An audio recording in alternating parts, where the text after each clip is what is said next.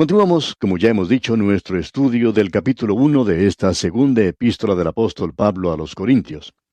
Y Pablo ha dicho que Dios permite que nosotros suframos para que estemos capacitados para consolar a otras personas. Porque sabemos que Dios nos ha consolado a nosotros. Pablo había tenido esa experiencia. Creemos que él había estado enfermo, muy cerca de la muerte, o que también él quizá haya estado en peligro de ser linchado por la multitud exaltada.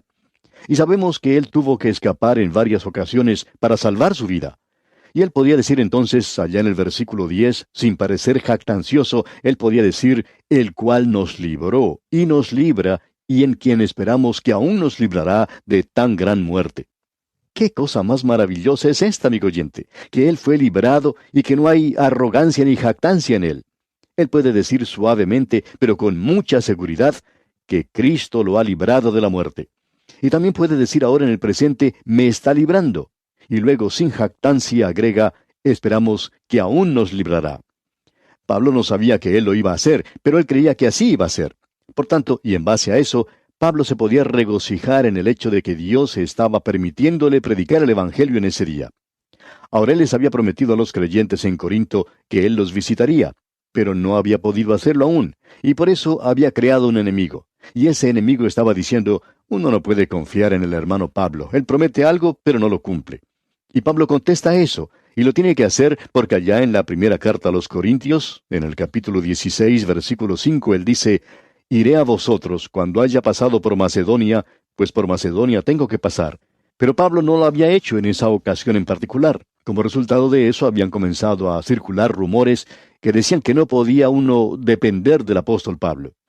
Luego en el versículo 12 de este capítulo 1 de la segunda carta a los Corintios, Pablo dice, porque nuestra gloria es esta, el testimonio de nuestra conciencia, que con sencillez y sinceridad de Dios, no con sabiduría humana, sino con la gracia de Dios, nos hemos conducido en el mundo y mucho más con vosotros. Pablo podía decir, y cuando un hombre podía decir esto, y es verdad, es una cosa maravillosa. Pablo podía decir que él ha actuado con sencillez y sinceridad de Dios, y esa es la manera en que un creyente debe actuar. Pablo dice, no hemos actuado así, a la ligera.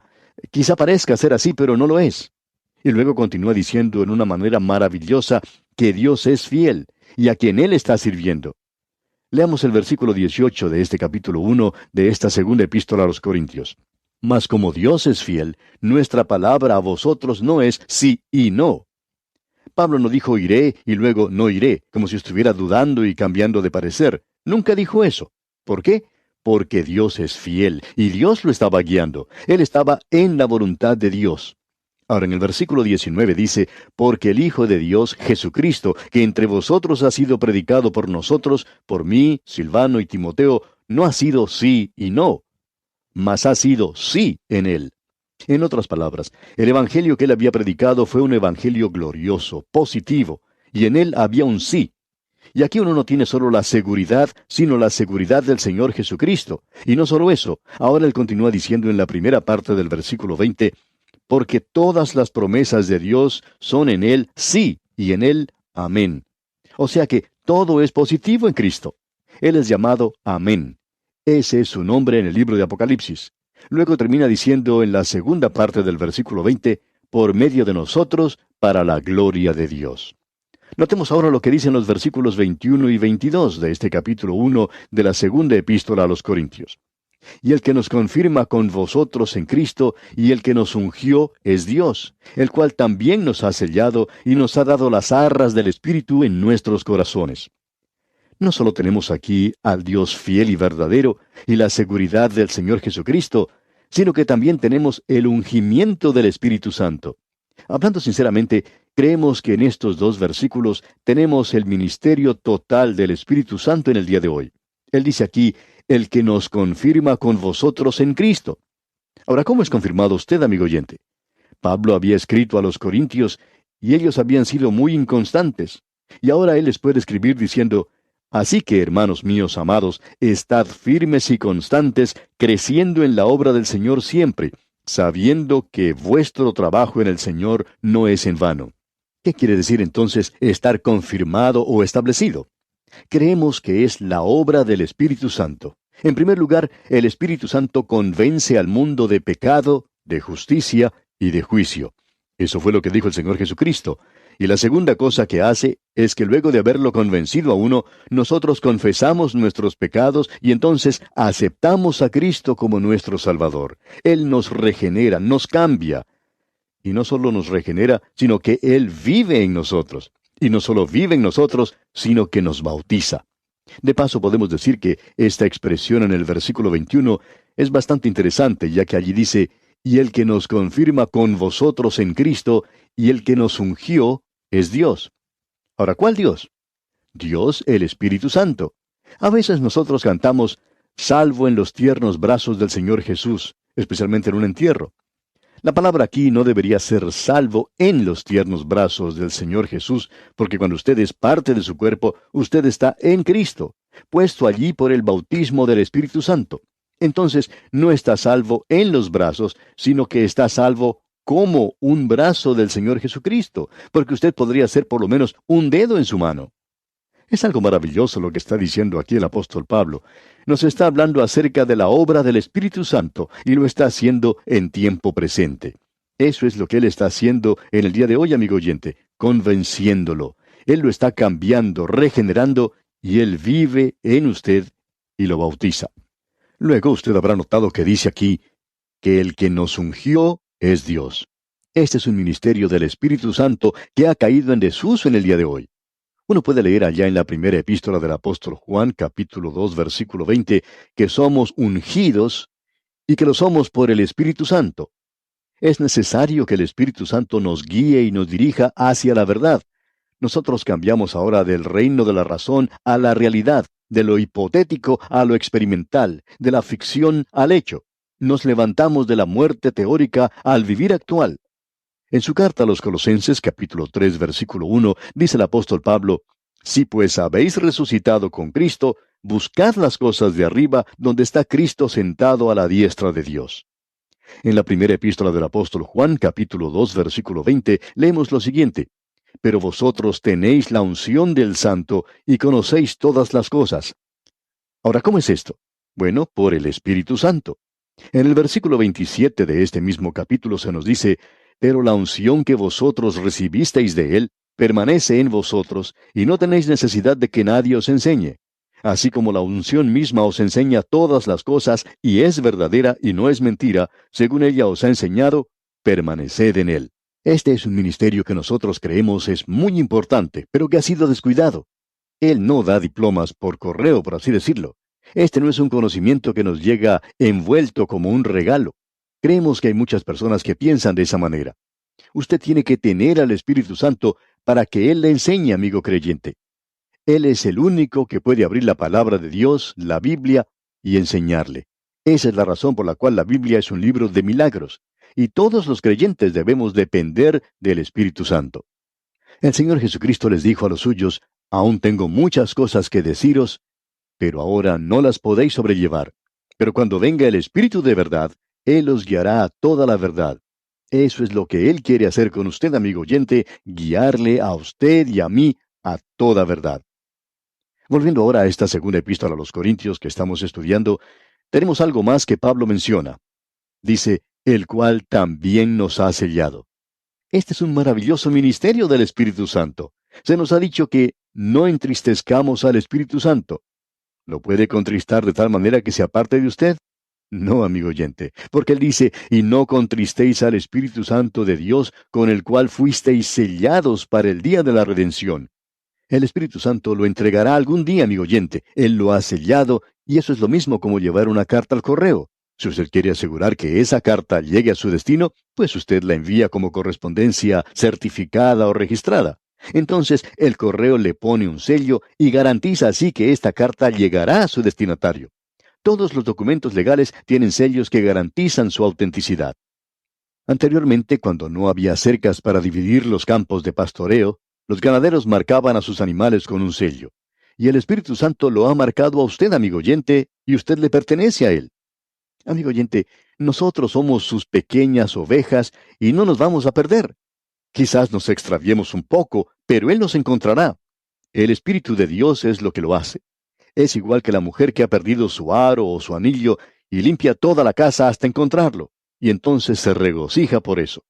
Eso es algo realmente maravilloso. Y no solo eso, sino que, dice el apóstol, nos ha dado las arras del Espíritu en nuestros corazones. Cuando uno recibe las arras, es dinero que se ha dado como prenda y señal en un contrato. Quiere decir que vamos a recibir más adelante. Cuando usted va a comprar una propiedad, usted deposita cierta cantidad de dinero, y cuando uno hace eso, quiere decir que ha dado las arras, y quiere decir que usted va a pagar más adelante. Ahora Dios nos ha dado el Espíritu Santo, y Él dice que más vendrá más adelante, y eso es algo maravilloso. Es como comprar una cosa a plazos. Él nos ha comprado a nosotros por su sangre. Quizá haya algún defecto en nosotros, pero Él ya ha puesto su depósito, y cuando Él lo hace, garantiza que el alma salvada será entregada a Él. Eso garantiza que el alma ya tiene su escritura lista. Ahora Dios ha puesto su Espíritu Santo en cada creyente. Él es las arras, y Él entra en la vida de cada creyente para producir en nosotros la totalidad de Dios, para que esa sea nuestra experiencia. ¿Qué es lo que usted necesita hoy, amigo oyente? Usted sabe que Él es rico en misericordia. Él es el Padre de las misericordias. ¿Qué es lo que necesita usted, amigo oyente? ¿Por qué no se lo pide a Él? ¿Necesita poder? ¿Acaso necesita gozo? ¿O tal vez sabiduría? ¿Ayuda? Estos son los consuelos que Él puede dar porque Él es quien nos consuela. Pablo sabía eso porque lo había experimentado. Y usted está escuchando hablar a alguien que también lo sabe porque también lo ha experimentado. Escuchemos aquí lo que dice Pablo ahora, en el versículo 23 de este capítulo 1 de su segunda epístola a los Corintios. Dice, «Mas yo invoco a Dios por testigo sobre mi alma, que por ser indulgente con vosotros, no he pasado todavía a Corinto». Lo que Pablo está diciendo aquí es que si él hubiera ido cuando dijo que iría, hubiera hecho lo que dijo en la primera epístola. Esa primera carta estaba llena de correcciones fuertes, y Pablo habló con mucha dureza en esa ocasión, como veremos en el próximo capítulo. Él dice que si él hubiera ido entonces, hubiera sido mucho más duro con ellos, pero que no lo hizo porque quería ser indulgente con ellos. Él quería ver si esto, el castigo o la dureza, podía ser evitado y que ellos mismos podían solucionar el problema que tenían. Y en el versículo 24 él dice, «No que nos enseñoreemos de vuestra fe, sino que colaboramos para vuestro gozo, porque por la fe estáis firmes». Pablo está diciendo que Él no es el amo de ellos, que no es el Señor de ellos, sino que ellos tienen libertad en Cristo. Les está diciendo que Él es un colaborador de ellos en el gozo por la fe en la que están firmes. Usted tiene que mantenerse firme en su fe, amigo oyente. Y Pablo dice que él quería estar separado de ellos para que la fe de ellos fuera reforzada y para que la fe de ellos pudiera crecer más. Esa es una de las razones por las cuales Dios permite que nosotros pasemos por ciertas dificultades, por problemas en nuestras vidas, para que podamos crecer en la fe. Notemos ahora el primer versículo del capítulo 2 de esta segunda epístola a los Corintios. Dice, «Esto pues determiné para conmigo no ir otra vez a vosotros con tristeza». O sea que Pablo está diciendo que él hubiera ido, pero que él no lo hacía porque estaba un poco desilusionado con ellos, y que hubiera sido algo triste, y que hubiera habido lágrimas en sus ojos. Y en el versículo 2 dice, «Porque si yo os contristo, ¿quién será luego el que me alegre, sino aquel a quien yo contristé?» Podemos apreciar aquí que Pablo no quería ir a ellos en su tristeza y con lágrimas en sus ojos. Él los habría hecho llorar, ¿y quién alegraría entonces a Pablo? Ellos hubieran llorado con él, y eso no hubiera sido muy bueno. Ahora el versículo 3 dice, «Y esto mismo os escribí, para que cuando llegue no tenga tristeza de parte de aquellos de quienes me debiera gozar, confiando en vosotros todos, que mi gozo es el de todos vosotros». Pablo decía que él quería estar gozoso con ellos, y quería haber recibido un mensaje de ellos que dijera que ellos ya habían arreglado sus cosas. Lo habían hecho. Veamos lo que dice ahora el versículo 4. «Porque de la mucha tribulación y angustia del corazón os escribí con muchas lágrimas, no para que fueseis contristados, sino para que supieseis cuán grande es el amor que os tengo». Hay muchas personas que se desagradan con el predicador cuando él presenta un mensaje que es un poco severo. Un mensaje así siempre aplasta un poco a la congregación. Ellos piensan que quizá él no debería hacer eso. Pero quisiéramos decir aquí que él no es un pastor fiel si no lo hace. Porque se nos dice que debemos predicar la palabra. Por ejemplo, el mismo apóstol Pablo en su segunda epístola al joven Timoteo le dice en el capítulo 4, versículo 2, que prediques la palabra, que instes a tiempo y fuera de tiempo, redarguye, reprende, exhorta con toda paciencia y doctrina. Y toda persona que como un ministro de la palabra se presenta en el púlpito tiene una responsabilidad tremenda de exhortar, de redarguir, pero muchos de los santos no quieren oír eso porque no les agrada. Y Pablo dice aquí que él no lo hizo porque estaba enojado con ellos, sino porque en realidad los amaba mucho. Amigo oyente, un pastor fiel muestra su amor predicando la palabra de Dios y en una manera en que no siempre está complaciendo a la congregación. Ahora en los versículos 5 hasta el 7 dice el apóstol Pablo, pero si alguno me ha causado tristeza, no me la ha causado a mí solo, sino en cierto modo, por no exagerar, a todos vosotros. Le basta a tal persona esta reprensión hecha por muchos. Así que, al contrario, vosotros más bien debéis perdonarle y consolarle para que no sea consumido de demasiada tristeza. Debemos recordar aquí a qué se está refiriendo Pablo. Es algo que él había mencionado en su primera epístola. Pablo los había amonestado porque ellos estaban permitiendo inmoralidades en su iglesia. En realidad había incesto en la congregación y ellos estaban cerrando sus ojos en cuanto a este pecado y estaban por otro lado comentando de que podían hablar en lenguas. Y Pablo les dice que deben arreglar ese asunto. ¿Y sabe usted lo que sucedió? Parece que sí se arregló todo. Leamos los versículos 8 hasta el 10 de este capítulo 2 de la segunda epístola a los Corintios.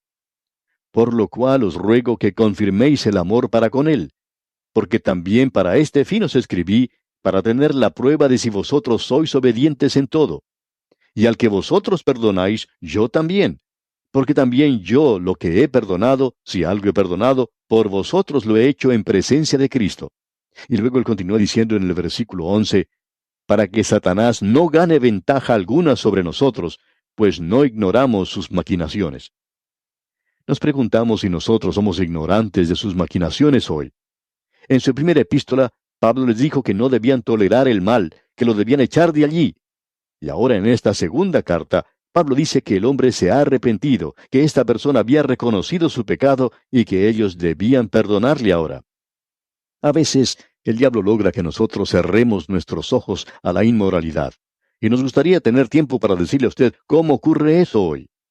Hay algunas iglesias que cierran sus ojos a la inmoralidad y haciendo eso dañan la causa de Cristo.